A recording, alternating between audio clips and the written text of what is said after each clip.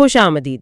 آج ہم ایک ایسے موضوع پر بات کر رہے ہیں جو اسلام کی بنیادوں کو سمجھنے کے لیے بہت اہم ہے، اور یہ ساری گفتگو ہمیں فراہم کیے گئے مواد پر مبنی ہوگی۔ ہم جاننے کی کوشش کریں گے کہ صحابی کون تھے، ان کی شان کیا تھی، ان کے درجات کیا تھے، اور ان کے بارے میں اسلامی تعلیمات کیا کہتی ہیں۔ مقصد یہ ہے کہ اس تفصیلی جائزے کے بعد ہم صحابہ کرام کے مقام اور ان سے وابستہ عقیدت کی وجہ کو بہتر طور پر سمجھ سکیں۔ جی بالکل، اور یہ صرف تاریخی معلومات نہیں ہے۔ صحابہ کرام کا کردار دین کی حفاظت اور اس کی اشاعت میں مرکزی ہے۔ جو مواد ہم نے دیکھا ہے وہ اس بات پہ روشنی ڈالتا ہے کہ ان کا مقام کیوں بلند ہے اور ان کے بارے میں کیا احتیاط ضروری ہیں۔ تو پھر شروعات اس بنیادی سوال سے کرتے ہیں کہ صحابی کی تعریف کیا ہے۔ جو مواد ہمارے پاس ہے اس کے مطابق یہ لفظ کس شخص پر لاگو ہوتا ہے؟ دیکھیں، جو تحریریں ہم نے پڑھی ہیں ان کے مطابق صحابی وہ خوش نصیب انسان ہے جس نے 3 شرائط پوری کی ہوں۔ پہلا، اس نے ایمان کی حالت میں نبی کریم صلی اللہ علیہ وسلم سے ملاقات کی ہو یا ان کو دیکھا ہو۔ دوسرا، یہ ملاقات نبی کریم صلی اللہ علیہ وسلم کی زندگی میں ہوئی ہو۔ اور تیسرا، اس کا انتقال بھی ایمان کی حالت پر ہوا ہو، یعنی ایمان کے ساتھ ملاقات اور ایمان پر خاتمہ۔ اچھا، یہ ایمان پر خاتمہ والی شرط یہ تو کافی کہہ لیں سخت لگتی ہے۔ اس کا مطلب ہے کہ اگر کوئی بیچ میں ایمان چھوڑ گیا، بھلے بعد میں واپس آ گیا ہو، وہ اس تعریف میں پورا نہیں اترے گا؟ جی ہاں، اس تعریف میں یہ شرط واضح طور پر شامل ہے، جیسا کہ ہمارے زیر نظر مواد میں بیان کیا گیا ہے۔ مقصد یہ ہے کہ صرف نبی کو دیکھ لینا یا مل لینا کافی نہیں، بلکہ ان پر ایمان لانا اور پھر اسی ایمان پر ثابت قدم رہتے ہوئے دنیا سے جانا ضروری ہے۔ یہ ان کی مستقل صداقت کی یوں سمجھے دلیل ہے۔ اور یہ لوگ تھے کون؟ یعنی ان کا کردار کیا تھا؟ ان کو پہلی بار سنا، اسلام پر عمل ہوتے دیکھا اور پھر اسی دین کو پوری امت تک پہنچانے کا ذریعہ بنے۔ وہ اسلام کے پہلے شاگرد بھی تھے اور کہہ سکتے ہیں پہلے معلم بھی۔ اسی لیے صحابہ کے ساتھ کرام یعنی عزت والے کا لفظ استعمال ہوتا ہے۔ ان کی تعداد کے بارے میں کچھ اندازہ ہے؟ مواد میں اس پر کیا ملتا ہے؟ تحقیق بتاتی ہے کہ کوئی بالکل صحیح گنتی کرنا تو مشکل ہے، کیونکہ لوگ مسلسل اسلام قبول کر رہے تھے، لیکن کچھ اندازے ضرور ہیں۔ بعض علماء کے نزدیک یہ تعداد 1 لاکھ سے زیادہ تھی۔ ایک مشہور واقعہ ہے حجۃ الوداع کا، یعنی نبی کریم صلی اللہ علیہ وآلہ وسلم کا آخری حج۔ اس موقع پر جو لوگ آپ کے ساتھ تھے ان کی تعداد کا اندازہ 1,24,000 کے قریب لگایا گیا ہے۔ یہ ایک ظاہر ہے بہت بڑی تعداد ہے جو اس وقت کے اعتبار سے اسلام کے پھیلاؤ کو ظاہر کرتی ہے۔ یہ بھی یقیناً دلچسپی کی بات ہوگی کہ سب سے پہلے اس سعادت کو قبول کرنے والے کون تھے؟ ہاں، اس کا ذکر بھی مواد میں موجود ہے۔ خواتین میں سب سے پہلے آپ صلی اللہ علیہ وآلہ وسلم کی اہلیہ ام المومنین حضرت خدیجہ رضی اللہ عنہا نے اسلام قبول کیا۔ آزاد مردوں میں سب سے پہلے حضرت ابوبکر صدیق رضی اللہ عنہ، بچوں میں حضرت علی رضی اللہ عنہ، اور غلاموں میں حضرت زید بن حارثہ رضی اللہ عنہ۔ یہ وہ لوگ ہیں جنہوں نے سبقت حاصل کی۔ اب آتے ہیں ان کے مقام اور مرتبے کی طرف۔ مواد میں اس پر کیا زور دیا گیا ہے؟ قرآن اور حدیث دونوں میں صحابہ کرام کی عظمت اور فضیلت کا بار بار ذکر ہے۔ سب سے واضح تو قرآن کی آیت ہے سورۃ توبہ، آیت نمبر 100 کا حصہ، جس کا مفہوم ہے اللہ ان سے راضی ہوا اور وہ اللہ سے راضی ہوئے۔ یہ اللہ تعالیٰ کی طرف سے ان کے لیے رضامندی کا پروانہ ہے۔ اس سے بڑا مقام کیا ہو سکتا ہے؟ جی، اور حدیث میں بھی اسی قسم کی تاکید ہے۔ ایک مشہور حدیث ہے جس کا ذکر ہمارے مواد میں بھی ہے کہ نبی کریم صلی اللہ علیہ وسلم نے فرمایا، میرے صحابہ کو برا مت کہو۔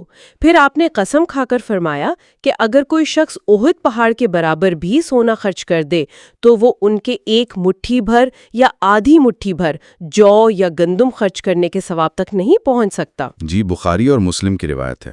یعنی ان کے چھوٹے سے عمل کا درجہ بھی بعد والوں کے بڑے بڑے عملوں سے کہیں بلند ہے۔ بالکل۔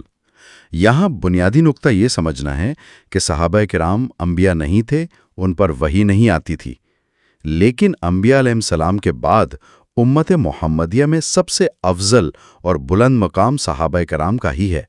وہ دین کے پہلے محافظ اور ہم تک دین پہنچانے کا وسیلہ ہیں۔ اب یہ سمجھنا دلچسپ ہوگا کہ یہ سب صحابہ تھے، لیکن کیا ان کے اندر بھی مختلف گروپس تھے جن کا ذکر ہمارے مواد میں ہے؟ کیونکہ ظاہر ہے سب کے حالات اور قربانیاں ایک جیسی نہیں تھیں۔ مثلاً مہاجرین کا لفظ بہت سننے میں آتا ہے۔ جی ہاں، صحابہ اکرام کے اندر ان کی قربانیوں اور خدمات کے اعتبار سے کچھ نمایاں گروہ ہیں جن کا ذکر ہمارے مواد میں تفصیل سے ہے۔ سب سے پہلے مہاجرین ہیں۔ یہ وہ صحابہ ہیں جنہوں نے اللہ اور اس کے رسول صلی اللہ علیہ وسلم کی خاطر اپنے وطن مکہ مکرمہ کو چھوڑا اور مدینہ منورہ ہجرت کی۔ اپنا گھر بار، مال اسباب، رشتہ دار، سب کچھ اللہ کے لیے قربان کر دیا۔ ان میں چاروں خلفائے راشدین، حضرت ابوبکر، حضرت عمر، حضرت عثمان، حضرت علی رضی اللہ عنہم اور حضرت عبد الرحمن بن عوف رضی اللہ عنہم جیسے عظیم صحابی شامل ہیں۔ قرآن میں سورہ انفال آیت 72 میں ان کی اس قربانی کا ذکر ہے۔ سبحان اللہ، اپنا سب کچھ چھوڑ دینا۔ لیکن پھر مدینہ میں ان کو پناہ دینے والے بھی تو تھے، ان کے بارے میں کیا کہا گیا ہے؟ جی، مددگار۔ انصار کا مطلب ہی مددگار ہے۔ بالکل، انہوں نے کمال ایثار کا مظاہرہ کیا، اپنا گھر، مال، سب کچھ۔ اور ان مہاجرین اور انصار کے درمیان نبی کریم صلی اللہ علیہ وسلم نے جو بھائی چارے یعنی مواخات کا رشتہ قائم کیا تھا، وہ تو اسلامی تاریخ کا ایک سنہری باب ہے۔ یہ صرف دو گروپس نہیں تھے، یہ ایک نئی کمیونٹی کی بنیاد تھے۔ یقیناً یہ رشتہ صرف لفظی میں نہیں تھا بلکہ عملی تھا۔ اس نے شروعاتی مسلم معاشرے کو وہ قوت اور اتحاد بخشا جس کی اس وقت شدید ضرورت تھی۔ یہی وہ بنیاد تھی جس پر اسلام کی عمارت کھڑی ہوئی۔ اس کے علاوہ کچھ اور مخصوص گروہوں کا بھی ذکر ملتا ہے جن کی خاص فضیلت بیان ہوئی ہے، جیسے عشرہ مبشرہ۔ یہ کون لوگ تھے؟ جی، یہ ایک بہت ہی خاص گروہ ہے۔ عشرہ مبشرہ کا مطلب ہے 10 وہ لوگ جنہیں خوشخبری دی گئی۔ یہ وہ 10 صحابی ہیں جنہیں نبی کریم صلی اللہ علیہ وسلم نے ان کی زندگی میں ہی جنت کی بشارت دے دی تھی۔ ان میں پہلے 4 خلیفہ ابوبکر رضی اللہ عنہ، عمر رضی اللہ عنہ، عثمان رضی اللہ عنہ، علی رضی اللہ عنہ، حضرت طلحہ بن عبید اللہ، حضرت زبیر بن عوام، حضرت عبد الرحمن بن عوف، حضرت سعد بن ابی وقاص، حضرت سعید بن زید اور حضرت ابو عبیدہ بن جراح رضی اللہ عنہم شامل ہیں۔ اور جنگ بدر میں شریک ہونے والوں کا کیا مقام تھا؟ ان کا ذکر بھی الگ سے ملتا ہے۔ ہاں، انہیں بدری صحابہ کہا جاتا ہے۔ یہ وہ تقریباً 313 صحابی تھے جنہوں نے اسلام کی پہلی سب سے اہم جنگ بدر میں شرکت کی۔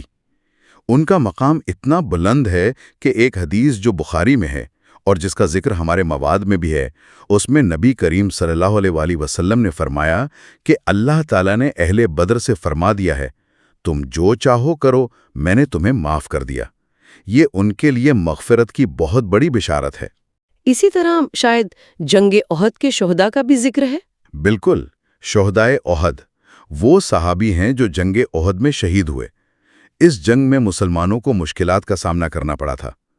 ان شہداء میں سب سے نمایاں نام نبی کریم صلی اللہ علیہ وسلم کے پیارے چچا حضرت حمزہ بن عبد المطلب رضی اللہ عنہ کا ہے، جنہیں سید الشہداء، شہیدوں کے سردار کا لقب ملا۔ اسی طرح حضرت مصعب بن عمیر رضی اللہ عنہ، جنہوں نے اسلام کے جھنڈے کو تھامے رکھا یہاں تک کہ شہید ہو گئے۔ مواد میں ایک گروہ اہل صفہ کا بھی ذکر ہے۔ یہ کون لوگ تھے؟ ان کا کیا خاص کام تھا؟ اہل صفہ وہ غریب اور فدائین اسلام صحابی تھے جن کے پاس مدینہ میں رہنے کو نہ گھر تھا نہ مال و اسباب۔ یہ مسجد نبوی کے پچھلے حصے میں ایک چبوترا پلیٹ فارم تھا جسے صفا کہتے تھے، وہاں رہتے تھے۔ اپنا سارا وقت قرآن سیکھنے، حدیث یاد کرنے اور عبادت میں گزارتے تھے۔ ان کا خرچ نبی کریم صلی اللہ علیہ وسلم اور دوسرے صحابہ اٹھاتے تھے۔ انہی میں حضرت ابو ہریرہ رضی اللہ عنہ بھی شامل تھے، جنہوں نے سب سے زیادہ احادیث روایت کی ہیں، کیونکہ وہ ہمیشہ نبی کریم صلی اللہ علیہ وسلم کے پاس رہتے تھے اور علم حاصل کرتے تھے۔ اور آخر میں بیت رضوان والے صحابہ کا بھی ذکر ہے۔ یہ کیا واقعہ تھا؟ یہ صلح حدیبیہ کے موقع کا واقعہ ہے، 6 ہجری کا، جب مسلمان عمرہ کے لیے گئے تھے اور کفار مکہ نے انہیں روک دیا تھا۔ اس وقت یہ خبر پھیلی کہ کفار نے مسلمانوں کے سفیر حضرت عثمان رضی اللہ عنہ کو شہید کر دیا ہے، جو بعد میں غلط ثابت ہوئی۔ اس پر نبی کریم صلی اللہ علیہ وسلم نے ایک درخت کے نیچے صحابہ سے اس بات پر بیعت لی کہ وہ حضرت عثمان رضی اللہ عنہ کے خون کا بدلہ لیں گے اور پیچھے نہیں ہٹیں گے چاہے مرنا پڑے۔ تقریباً 1400 صحابہ نے یہ بیعت کی۔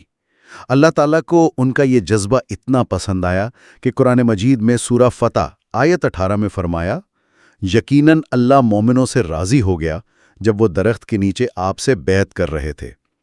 اسی لیے اسے بیعت الرضوان یعنی رضامندی والی بیعت کہتے ہیں۔ اچھا، حدیث میں آتا ہے، جیسا کہ صحیح مسلم میں ہے اور ہمارے مواد میں بھی اس کا اشارہ ہے، کہ نبی کریم صلی اللہ علیہ وسلم نے فرمایا کہ اس بیعت میں شریک ہونے والوں میں سے کوئی بھی جہنم میں نہیں جائے گا۔ تو یہ جو مختلف اقسام ہم نے دیکھی ہیں، مہاجرین، انصار، عشرہ مبشرہ، بدری، احدی، اہل صفا، اہل بیت رضوان، جی، یہ دراصل صحابہ کرام کے کردار کی مختلف جہتوں، ان کی قربانیوں کی نوعیت اور اللہ کے ہاں ان کے مختلف درجات کو ظاہر کرتی ہیں۔ بالکل۔ اس سے پتہ چلتا ہے کہ اگرچہ ان کے تجربات اور خدمات الگ الگ تھیں، لیکن وہ سب کے سب انتہائی قابل احترام ہیں اور امت پر ان کا احسان ہے۔ تو اگر ہم قرآن و حدیث میں جو ان کی عمومی فضائل بیان ہوئے ہیں ان کو جمع کریں تو کیا خاص باتیں سامنے آتی ہیں؟ قرآن مجید میں تو جگہ جگہ ان کی تعریف ہے۔ سورہ توبہ آیت 100 میں اللہ کی رضا کا اعلان ہم سن چکے۔ سورہ آل عمران آیت 110 میں انہیں خیر امت، بہترین امت کہا گیا، جس کے پہلے مصداق مطلب مثال صحابہ کرامی ہیں۔ سورہ فتح آیت 18 میں بیت رضوان والوں سے اللہ کی خوشنودی کا ذکر ہے، اور سورہ فتح کی آخری آیت 29 میں تو ان کی پوری جماعت کی صفات بیان کی گئی ہیں۔ وہ کفار پر سخت ہیں، آپس میں رحم دل ہیں، تم انہیں رکوع اور سجود کرتے ہوئے دیکھو گے، وہ اللہ کا فضل اور اس کی رضا تلاش کرتے ہیں۔ ان کی یہ مثال تورات میں بھی ہے اور انجیل میں بھی ہے۔ یہ قرآن کی گواہی ہے ان کے اخلاص اور اللہ سے تعلق کی۔ اور احادیث میں اس پر کیا روشنی پڑتی ہے؟ احادیث میں بھی بے شمار فضائل ہیں۔ سب سے اہم حدیث تو وہی ہے کہ میرے صحابہ کو برا مت کہو۔ ایک اور حدیث میں انہیں ستاروں کی مانند قرار دیا گیا ہے کہ جس کی بھی پیروی کرو گے ہدایت پاؤ گے۔ اس کا ذکر مشکات اور دوسری کتابوں میں ملتا ہے۔ پھر انصار کی فضیلت میں وہ حدیث ہے جو بخاری و مسلم میں ہے کہ انصار سے محبت مومن کی نشانی ہے اور ان سے بغض منافق کی نشانی ہے۔ یہ خاص انصار کے لیے ہے، لیکن اس سے صحابہ سے عمومی محبت کی اہمیت بھی واضح ہوتی ہے۔ اسی طرح بدری صحابہ کی مغفرت والی حدیث اور اہل بیت رضوان کے جہنم میں نہ جانے والی بشارت بھی ہم ذکر کر چکے ہیں۔ اور اس سب پر علماء امت کا کیا اتفاق ہے؟ کیا کوئی اجماع، کنسنسس ہے اس معاملے میں؟ اس پر پوری امت کے اہل علم کا، جنہیں اہل سنت والجماعت کہا جاتا ہے، اجماع یعنی اتفاق ہے کہ صحابہ کرام سے محبت رکھنا ایمان کا حصہ ہے۔ ان کی تعظیم کرنا ضروری ہے اور ان کی شان میں گستاخی کرنا، انہیں برا بھلا کہنا گمراہی ہے، حتیٰ کہ بعض صورتوں میں کفر تک پہنچ سکتا ہے۔ امام طحاوی رحمۃ اللہ علیہ، جو عقائد کے مشہور امام ہیں، اپنی کتاب عقیدہ طحاویہ میں لکھتے ہیں، جس کا مفہوم ہے: ہم رسول اللہ صلی اللہ علیہ وسلم کے صحابہ سے محبت کرتے ہیں اور ان میں سے کسی کے بارے میں بلا وجہ برا نہیں کہتے اور ان سے بغض رکھنے کو ناپسند کرتے ہیں۔ یہ اہل سنت کا مسلمہ عقیدہ ہے۔ تو اس سب سے ہم کیا سمجھیں؟ صحابہ کے بارے میں ہمارا رویہ کیسا ہونا چاہیے؟ اس پر شرعی حکم کیا ہے؟ محبت کا کیا سٹیٹس ہے اور توہین کا کیا؟ بات بالکل واضح ہے۔ جیسا کہ ہمارے مواد سے پتہ چلتا ہے، صحابہ کرام سے محبت رکھنا ایمان کی علامت ہے، جیسا انصار والی حدیث سے اشارہ ملتا ہے۔ ان سے محبت مومن کی پہچان ہے اور ان سے دشمنی منافق کی علامت ہے۔ اور اس کے برعکس ان کی توہین کرنا، انہیں برا بھلا کہنا، اس کا کیا حکم ہے؟ جب قرآن نے کہہ دیا کہ اللہ ان سے راضی ہوا، تو انہیں برا کہنا گویا اللہ کے فیصلے پر اعتراض کرنا ہے۔ اہل سنت والجماعت کا اس پر بھی اتفاق ہے کہ تمام صحابہ کرام عادل ہیں۔ عادل ہونے کا مطلب یہ نہیں کہ وہ غلطی نہیں کر سکتے تھے، وہ معصوم نہیں تھے، بلکہ اس کا مطلب ہے کہ وہ دین کے معاملے میں یعنی قرآن و حدیث کو آگے پہنچانے میں قابل بھروسہ اور سچے ہیں۔ ان پر جان بوجھ کر جھوٹ باندھنا یا دین میں خیانت کرنا ثابت نہیں، اس لیے ان کی عمومی توہین کرنا، ان پر بیجا الزام تراشی کرنا سخت گناہ اور گمراہی ہے۔ کیا توہین کی بھی مختلف صورتیں ہیں جن کے احکام الگ الگ ہوں، جیسا کہ کچھ ذرائع میں اشارہ ملتا ہے؟ جی ہاں، علماء نے اس کی کچھ تفصیل بیان کی ہے۔ جو ہمارے مواد میں بھی ملتی ہے۔ مثلاً اگر کوئی شخص تمام صحابہ کو برا بھلا کہتا ہے یا ان سب کو نعوذ باللہ کافر قرار دیتا ہے تو اکثر علماء کے نزدیک یہ عمل کفر ہے۔ اگر کوئی کسی ایک عظیم صحابی، خاص طور سے خلفائے راشدین میں سے کسی کو یا عشرہ مبشرہ میں سے کسی کو برا بھلا کہتا ہے یا ان کی تکفیر کرتا ہے، انہیں کافر کہتا ہے، تو یہ بھی انتہائی سنگین گناہ کبیرہ ہے۔ بعض ائمہ جیسے امام مالک اور امام احمد بن حنبل رحمت اللہ علیہم کے نزدیک ایسے شخص پر بھی کفر کا حکم لگ سکتا ہے۔ اگر کوئی صرف تنقید کرتا ہے، ان کے کسی عمل پر اعتراض کرتا ہے لیکن گالی گلوچ یا تکفیر نہیں کرتا، تو یہ بھی اہل سنت کے نزدیک حرام اور ناجائز ہے، اگرچہ شاید کفر تک نہ پہنچے، مگر اس سے بھی بچنا لازم ہے۔ اسی وجہ سے شاید ائمہ دین اس معاملے میں اتنے سخت تھے۔ مواد میں امام مالک اور امام احمد کے اقوال کا بھی ذکر ہے۔ جی بالکل، امام طحاوی کا قول ہم سن چکے۔ امام مالک رحمۃ اللہ علیہ کا ایک قول نقل کیا جاتا ہے کہ جو شخص صحابہ کو گالی دے، اس کا اسلام میں کوئی حصہ نہیں۔ امام احمد بن حنبل رحمۃ اللہ علیہ سے منسوب ہے کہ انہوں نے فرمایا، جب تم کسی کو دیکھو کہ وہ صحابہ کا ذکر برائی سے کر رہا ہے تو اس کے اسلام پر تہمت لگاؤ، یعنی اس کے مسلمان ہونے پر شک کرو۔ یہ ان ائمہ کی اس مسئلے پر حساسیت یا سینسٹیوٹی کو ظاہر کرتا ہے۔ اور صحابہ سے محبت کا آخرت میں کیا صلہ ملے گا؟ اس کا صلہ بہت عظیم ہے۔ بخاری و مسلم کے مشہور حدیث ہے، جو ہمارے ذرائع میں بھی انڈائریکٹلی ہنٹڈ ہے، کہ نبی کریم صلی اللہ علیہ وسلم نے فرمایا، المرء مع من احب، یعنی آدمی قیامت کے دن اسی کے ساتھ ہوگا جس سے وہ دنیا میں محبت کرتا تھا۔ تو جو شخص صحابہ کرام سے محبت رکھے گا، ان کے نقش قدم پر چلنے کی کوشش کرے گا، تو امید ہے کہ اللہ تعالیٰ اسے آخرت میں انہی کا ساتھ نصیب فرمائے گا۔ یہ تو ہوا شرعی حکم اور اہل سنت کا موقف۔ اب یہ سمجھنا بھی ضروری ہے کہ تاریخ میں کیا سب لوگ اسی نظر سے دیکھتے تھے؟ مواد میں کچھ مختلف نظریات کا بھی اشارہ ملتا ہے۔ جی، یہ ایک اہم نقطہ ہے۔ وقت کے ساتھ ساتھ کچھ ایسے گروہ پیدا ہوئے جنہوں نے صحابہ کرام کے بارے میں افراط یا تفریط کا راستہ اختیار کیا۔ ہمارے مواد میں 3 اہم رویوں کا ذکر ملتا ہے۔ ایک رویہ رافضہ کا ہے، جنہیں عام طور پر شیعہ کے نام سے جانا جاتا ہے۔ ان کے ایک بڑے طبقے کا موقف، جیسا کہ ذرائع میں بیان ہوا، یہ ہے کہ وہ پہلے 3 خلفاء حضرت ابو بکر، حضرت عمر اور حضرت عثمان رضی اللہ عنہم سمیت بہت سے صحابہ پر تنقید کرتے ہیں اور بعض اوقات توہین آمیز رویہ بھی اختیار کرتے ہیں۔ ان کا بنیادی نقطہ نظر یہ ہے کہ خلافت براہ راست صرف حضرت علی رضی اللہ عنہ اور ان کے بعد ان کی اولاد کا حق تھا اور اس حق کو غصب کیا گیا۔ اور دوسرا گروہ خوارج کا تھا۔ یہ وہ لوگ تھے جنہوں نے پہلے حضرت علی رضی اللہ عنہ کا ساتھ دیا، لیکن بعد میں صفین کے موقع پر تحکیم کے مسئلے پر ان سے الگ ہو گئے۔ ان کا موقف، جیسا کہ ہمارے مواد میں بتایا گیا ہے، یہ تھا کہ گناہ کبیرہ کا مرتکب کافر ہو جاتا ہے۔ اس بنیاد پر انہوں نے نہ صرف حضرت علی رضی اللہ عنہ بلکہ حضرت عثمان رضی اللہ عنہ اور دیگر صحابہ کی بھی نعوذ باللہ تکفیر کی۔ یہ جنگ نہروان میں حضرت علی رضی اللہ عنہ کے خلاف لڑے بھی۔ ان کا رویہ انتہائی متشدد تھا۔ اور تیسرا رویہ کیسا تھا؟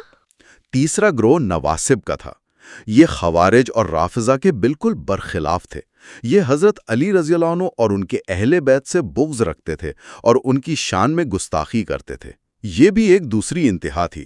تو ان مختلف اور بعض اوقات انتہا پسندانہ نظریات کے مقابلے میں اہل سنت والجماعت کا موقف کیا رہا ہے، جیسا کہ ہمارے مواد میں واضح کیا گیا ہے؟ اہل سنت والجماعت کا موقف ہمیشہ اعتدال اور جامعیت کا رہا ہے۔ وہ تمام صحابہ کرام سے محبت کرتے ہیں اور ان سب کا احترام کرتے ہیں۔ ان کا عقیدہ ہے کہ وہ سب ایمان پر تھے اور اللہ ان سے راضی ہوا۔ جو اختلافات یا لڑائیاں جنہیں مشاجرات صحابہ کہا جاتا ہے، ان کے بارے میں اہل سنت خاموشی اختیار کرتے ہیں اور ان پر بحث کرنے سے منع کرتے ہیں۔ ان کا ماننا ہے کہ یہ اختلافات ان کی اجتہادی خطاؤں پر مبنی تھے، نہ کہ دنیاوی غرض یا ذاتی دشمنی پر۔ اور اجتہادی خطا پر گناہ نہیں ہوتا، بلکہ اگر نیت صحیح ہو تو ایک اجر ملتا ہے۔ سب سے اہم بات، وہ تمام صحابہ کو عادل، دین نقل کرنے میں قابل بھروسہ مانتے ہیں۔ وہ کسی ایک گروہ کے لیے دوسرے کو رد نہیں کرتے۔ کیا اس موقف کی تائید میں کوئی حدیث بھی ہے؟ جی ہاں، جامع ترمذی کی ایک حدیث ہے جس کا مفہوم ہمارے ذرائع سے بھی ملتا ہے۔ نبی کریم صلی اللہ علیہ وسلم نے فرمایا، اللہ اللہ فی اصحابی لا تتخذوہم غرضا بعدی فمن احبہم فبحبی احبہم ومن ابغضہم فببغضی ابغضہم، یعنی میرے صحابہ کے معاملے میں اللہ سے ڈرو، اللہ سے ڈرو، میرے بعد انہیں ہدف تنقید، ٹارگٹ آف کرٹیسزم نہ بنانا۔ پس جس نے ان سے محبت کی اس نے میری محبت کی وجہ سے ان سے محبت کی، اور جس نے ان سے بغض رکھا اس نے مجھ سے بغض کی وجہ سے ان سے بغض رکھا۔